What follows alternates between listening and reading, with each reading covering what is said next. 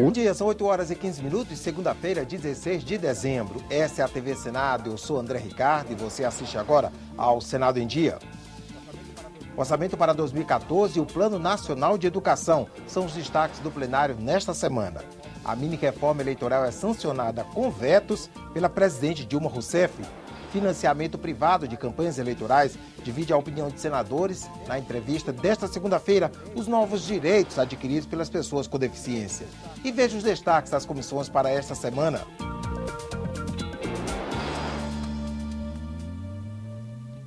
O orçamento para 2014 e o Plano Nacional de Educação continuam na pauta nesta semana.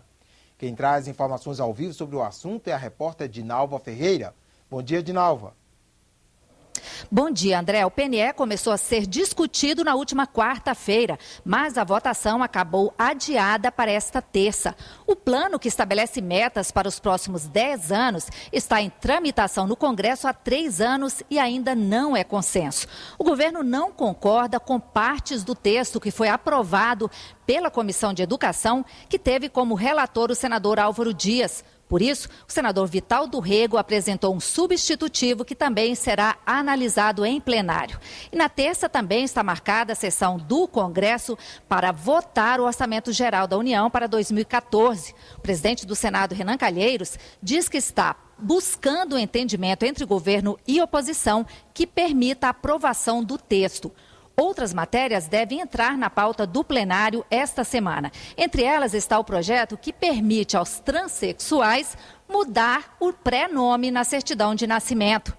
E na quarta-feira, numa sessão solene, o Congresso vai devolver simbolicamente o mandato de presidente da República a João Goulart. O Senado já aprovou um projeto de resolução anulando a sessão que cassou o mandato do ex-presidente. André? Obrigado, Dinalva. Veja agora os destaques das comissões do Senado para esta semana.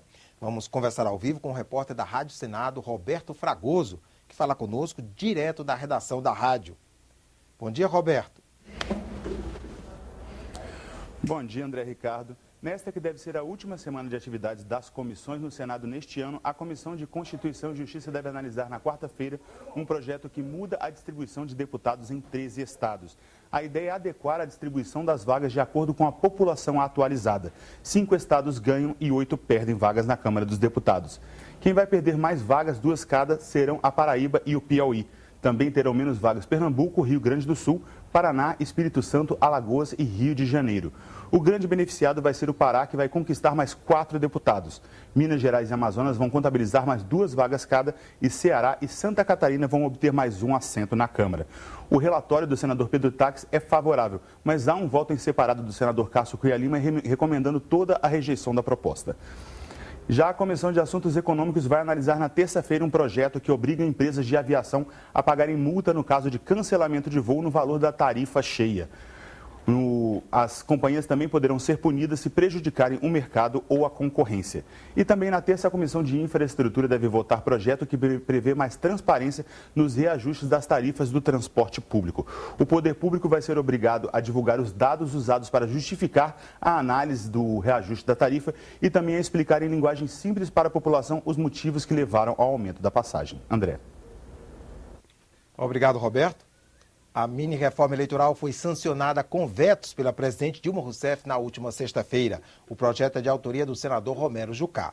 O presidente do TSE lembrou que as regras aprovadas há menos de um ano não valem para as eleições, mas senadores têm opinião contrária. Veja como ficaram as normas para as campanhas políticas.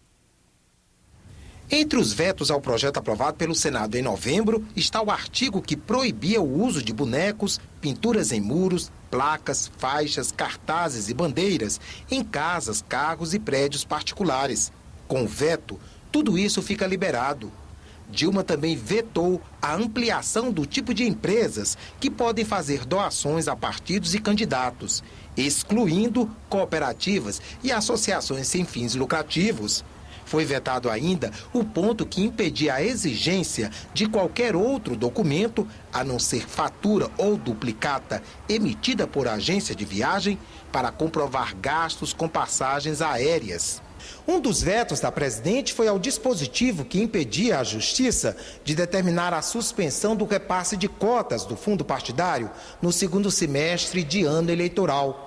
Dilma justificou o veto com o argumento de que impedir a Justiça de aplicar sanções aos partidos com problemas nas contas reduz a eficácia da fiscalização da Justiça Eleitoral e prejudica a transparência na aplicação do dinheiro do fundo que financia as legendas políticas. O texto publicado nesta quinta pelo Diário Oficial da União traz as seguintes medidas. Haverá limite para despesas com alimentação e combustível nas campanhas. O texto acaba com o chamado candidato secreto, candidato que entra de última hora para substituir outro impugnado pela Justiça. Agora, substituição só poderá ocorrer até 20 dias antes das eleições. A prática da boca de urna é criminalizada com pena de detenção, multa e processo. Ficam liberadas as manifestações em redes sociais da internet. Isso não será considerado campanha, mas o autor de ofensa poderá responder pelo ato nas esferas civil e criminal.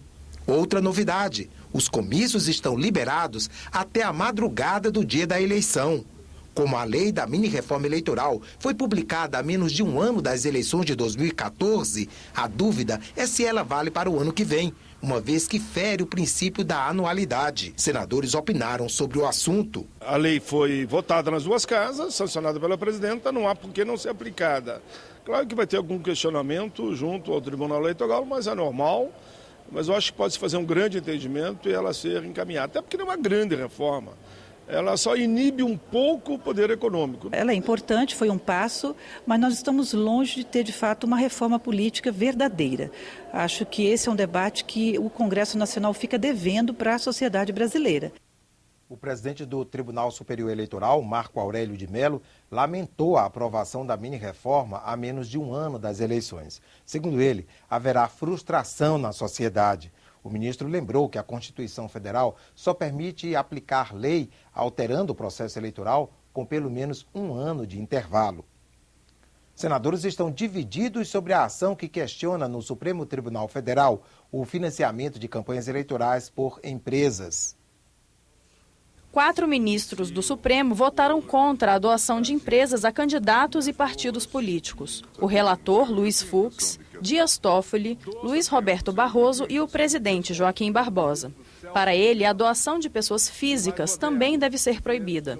A sessão foi suspensa por um pedido de vista do ministro Teori Zavascki. A ação foi movida pela Ordem dos Advogados do Brasil.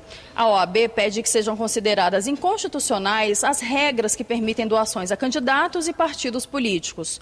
Hoje, as empresas podem contribuir com até 2% do seu faturamento. Para as pessoas físicas, o limite de doações é de 10% da declaração de renda. Essas regras atuais ferem o princípio da igualdade do voto. Cada voto deveria representar um cidadão e quando uma pessoa jurídica faz uma doação para a campanha, ela estaria trazendo um peso maior no voto de alguns cidadãos do que aqueles cidadãos menos prestigiados financeiramente. Para o representante da OAB, mesmo que o Supremo confirme o fim das doações para campanhas, não dá para saber ainda se as novas regras vão valer para as eleições do ano que vem. Não há prazo para a retomada do julgamento e os ministros ainda vão definir se o Congresso terá que mudar a lei eleitoral. Os ministros já se posicionaram no sentido de dar um prazo de 24 meses, de modular os efeitos do julgamento de inconstitucionalidade, para que o Congresso legisle especificamente sobre a matéria, já em razão da inconstitucionalidade. Mas outros ministros já vêm se posicionando no sentido de que o julgamento da inconstitucionalidade tem que valer de imediato, inclusive para as próximas eleições. O julgamento do Supremo divide os senadores. Com regras claras, firmes, que impossibilitem a doação das empresas a candidatos e não a partidos, o que, obviamente, é diferente, eu creio que a contribuição das empresas pode ser saudável, como acontece nos Estados Unidos. Eu acho que todos vamos nos adaptar a essa nova sistemática muito saudável. Financiamento privado que funciona aqui nos Estados Unidos, no Japão, na Europa. É uma coisa institucionalizada e que tem que apenas ser aperfeiçoada, nunca destruída. Eu acho que isso é essencial na luta contra a corrupção, pela independência dos parlamentares, enfim, a favor da democracia. Eu sou muito a favor. Gostaria muito que esse fosse o resultado final. O julgamento no Supremo Tribunal Federal foi suspenso na quinta-feira e só deve ser retomado no ano que vem. As pessoas com deficiência garantiram neste mês 2 importantes direitos: a aposentadoria especial e a meia entrada para eventos culturais e esportivos. Esse é o assunto da nossa entrevista de hoje.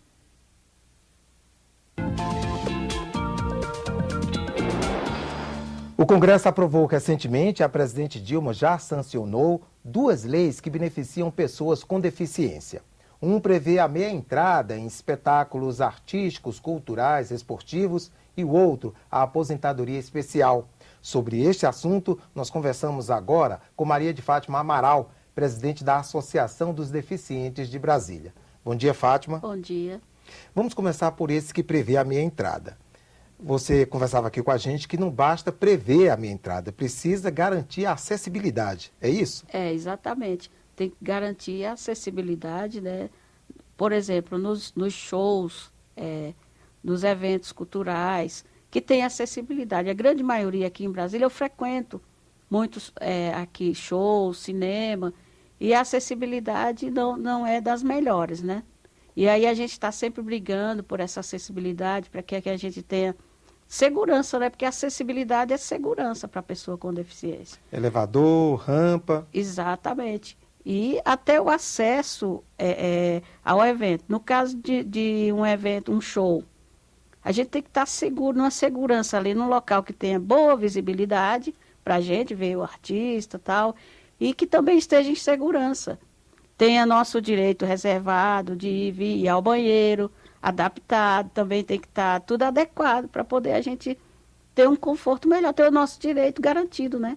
Porque realmente é uma garantia de direito da pessoa com deficiência estar usufruindo de um benefício e também ter o seu direito de ir e vir, que é a acessibilidade, né? Está acessível. Mas, sem dúvida, é um grande avanço, Fátima. É um grande avanço, né? E pode ter certeza que a grande maioria, eu já havia falado para alguns dos nossos associados, né? E aí o pessoal comemorou muito, assim, desse avanço, né? Que realmente vai ter uma grande aprovação, vai ter uma grande participação. Agora, com relação ao que prevê a aposentadoria especial, como é que é?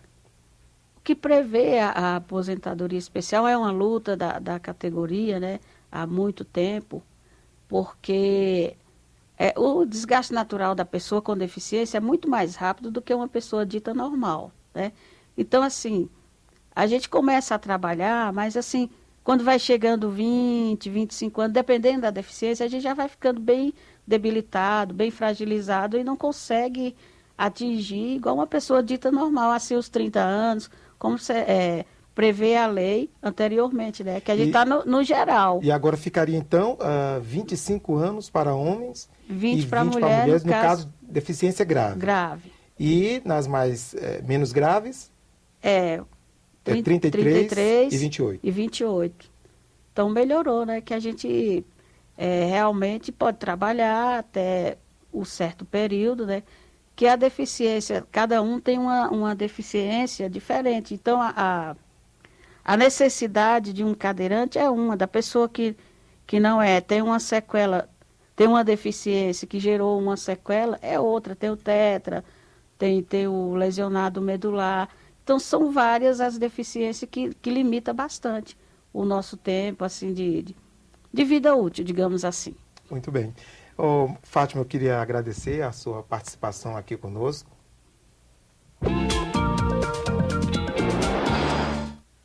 Os 25 anos da morte de Chico Mendes serão relembrados em uma sessão solene do Congresso. Conversamos novamente com a repórter Dinalva Ferreira, que está ao vivo com as informações. Dinalva? André, nessa sessão que está marcada para as 11 da manhã, senadores e deputados vão lembrar os 25 anos da morte do ambientalista, que ficou conhecido internacionalmente pela luta em defesa dos seringueiros e da floresta amazônica. Chico Mendes já foi homenageado com um projeto de lei aprovado pelo Senado que dá a ele o título de patrono do meio ambiente no país. E daqui a pouco, às 9 da manhã, a Comissão de Direitos Humanos e Legislação Participativa faz uma audiência pública para debater os 25 anos da Constituição na visão dos trabalhadores. A audiência pública será interativa, com a possibilidade de participação popular por meio do canal E-Cidadania. André? Obrigado, Dinalva. O Senado em Dia termina aqui. No decorrer da manhã você acompanha outras informações dos boletins do Senado Agora. Enquanto isso, continue assistindo a nossa programação.